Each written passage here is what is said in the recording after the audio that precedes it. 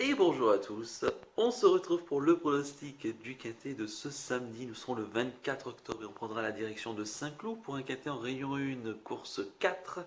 C'est le prix de Saint-Père-du-Mont, c'est un handicap. Première épreuve pour des chevaux âgés de 3 ans. Il y aura 2000 mètres à parcourir, on est corde à gauche sur les pentes de Saint-Cloud. Et ils seront 16 donc au départ de ce quintet, probablement disputé en terrain très souple, voire collant. Je vais vous donner tout de suite mes 8 préférés. J'ai retenu en tête le 14, Chris Alsa, pensionnaire d'Alain Bonin à la monte de Grégory Benoît. C'est un cheval qui connaît bien la piste de Saint-Cloud, puisque sa dernière tentative sur cette piste qui remonte pas plus tard qu'au mois de juin de cette année, le 30 juin, il s'était imposé sur ce parcours en bon terrain dans un handicap. Il a été pénalisé de 3 kilos. Ça ne l'a pas empêché de répéter par la suite. Récent troisième d'un quintet sur la piste de Compiègne, une course qui a été remportée par Crack Régiment devant Wood City. Et donc Chris Alsa qui prenait la troisième place, puis c'est pas très loin. Il retrouve une piste qui lui a déjà bien réussi. Un terrain plus assoupli en tout cas qui devrait, je pense, pas trop le contrarier.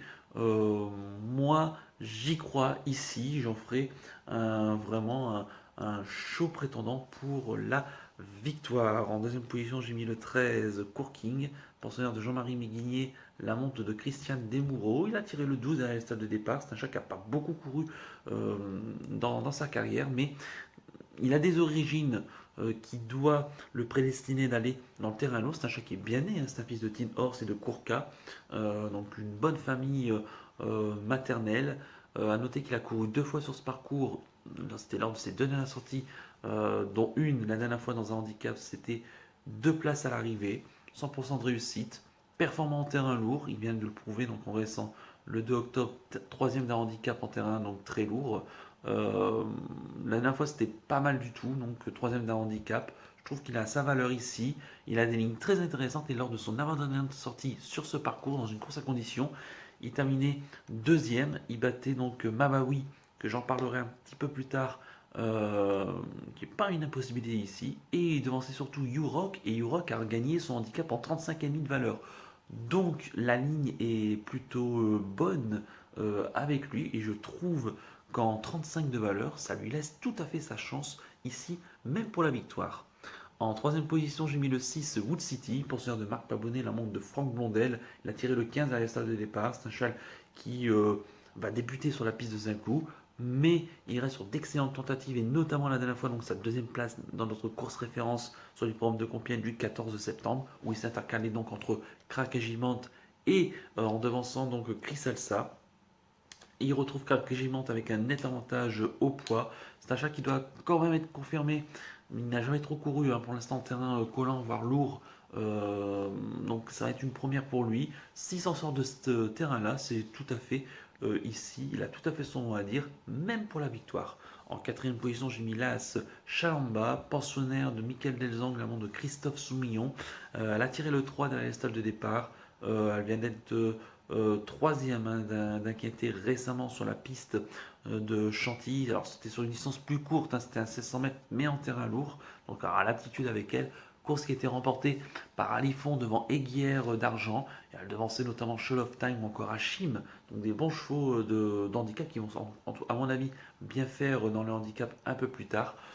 Chalamba qui ici est rallongé, mais qui va apprécier la piste assouplie en 39 de valeur, donc elle a même prouvé qu'elle était compétitive ici. La victoire, ça peut être juste, mais elle peut jouer. En tout cas, les belles places, j'y crois. En cinquième position, j'ai mis le 5, Avdancer, pensionnaire de Marianne Falk, Weissmare, la monte de Maxime Guyon. Il a tiré le 5 dans les stades de départ. C'est un chat qui a couru 3 fois sur cette piste de Saint-Cloud et 2 fois à l'arrivée. Récemment, donc deuxième le 2 octobre en devançant Zélanda dans un handicap. C'était plutôt intéressant. Il devançait notamment The Goodman qui était quatrième et The Goodman qui est confirmé dans les handicaps. Je trouve que la ligne dernière fois est très bonne. Il a déjà fait l'arrivée en terrain lourd. Je le sens compétitif ici, pardon, et la forme de Maxime Guillon ne s'en démord pas. Donc j'en ferai un bel outsider. En sixième position, j'ai mis le 8, Il s'agit de Zealandia, pensionnaire de Stéphanie Nigueux, la montre de Mikel Barzalona, donc qui vient d'être troisième récemment donc de la course où Avdenser terminait deuxième, il terminait pas très loin. Lui aussi, il a 100% de réussite à Saint-Cloud, il a couru deux fois pour deux fois à l'arrivée, sachant qu'il est confirmé sur 2000 mètres, qui est confirmé en terrain assez assoupli, voire même alourdi. Je le trouve compétitif en 36,5 de valeur avec lui. Là encore, pour moi, il fait partie des prétendants pour les belles places. En 7ème position, j'ai mis le 11, Mabawi, pensionnaire de Mathieu Bram à la monte d'Aurélien Lemaître. Il a tiré le 14 derrière les stalles de départ. C'est un cheval qui vient donc lors de son avant-dernière sortie, hein, donc à une ligne avec Courking, où ils ont terminé quasiment dans le sillage. Il a pour lui l'aptitude au terrain assoupli. La dernière fois, sur les pentes de Bordeaux, il s'est bien défendu en étant troisième d'une classe 2 à condition. Course qui avait été remportée par un certain Best Win, hein, qui n'est pas un mauvais cheval de chez Ludovic Gadebin. Donc moi je le sous-estimerai pas, hein, ce Mabawi qui me semble posséder de bonnes lignes. La victoire ça va être compliqué, mais je le sens capable ici de lutter pour les places. Et puis en 8ème position, j'ai mis le 2. Il s'agit de Crack Regiment, le pensionnaire de Henri Spiller, la monte de Théo Bachot. Il a tiré le 10 vers les stades de départ. Il vient de remporter la course référence du 14 septembre sur l'hippodrome de Compiègne sur 2000 mètres. On était ce jour-là en bon terrain. Il a été pénalisé de 3,5 kg. Il n'a jamais couru pour l'instant en terrain lourd, ce qui va être un point d'interrogation. Maintenant, c'est un fils de Siouni. Et les Siouni, généralement, peuvent aller dans le terrain assez assoupli, voire même alourdi. Donc, je ne pense pas que ça, en tout cas, au vu de ses origines du père, je ne pense pas que ce soit un véritable problème. Maintenant, il faut qu'il confirme la pénalisation au poids. Et si tel est le cas, gagner lui sera compliqué. Mais voilà, je ne le négligerai pas quand même pour une quatrième, voire une cinquième place. D'autant donc que la dernière fois, il découvrait les 2000 mètres et ça lui a véritablement bien convenu. Donc ici, là encore, je m'en méfierai. Et mon regret, ça sera le 3. Il s'agit de Père d'Ivoire. Pour l'un des deux atouts, hein, de Francis-Henri Graffard, c'est la montre de Pierre-Charles Boudot. Elle a tiré le 8 dans les stades de départ. Elle n'a jamais couru dans les quintés. Donc ça me dérange. Il faut quand même qu'elle confirme dans les grands handicaps. Par contre, elle a une chose pour elle, c'est son aptitude à la piste. Elle a couru une fois en terrain lourd, elle a gagné, c'était sur le pont de Clairefontaine cet été. Maintenant, ce qui me dérange avec Perle d'Ivoire, c'est la distance. Elle n'a jamais dépassé 1600 mètres pour l'instant. Donc là, il y a 400 mètres supplémentaires. Maintenant, si son entraîneur la ligne, c'est qu'il la pense capable de tenir. Si elle tient la distance, ne la négligez pas quand même pour une petite place, mais pas mieux.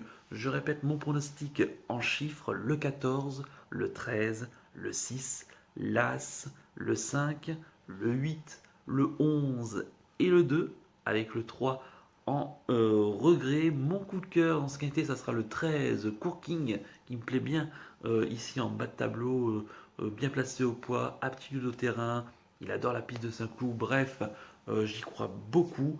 Et si j'avais un conseil de jeu, alors c'est une course quand même qui est très ouverte, hein, c'est un quintet de 3 ans, il faut quand même pas l'oublier, les possibilités sont quand même nombreuses, donc je ne prendrai pas de risque, je ferai un couplet placé en flexi 50% de mes 8 chevaux, uniquement de mes 8 chevaux, et je pense que, j'espère en tout cas, toucher un beau couplet.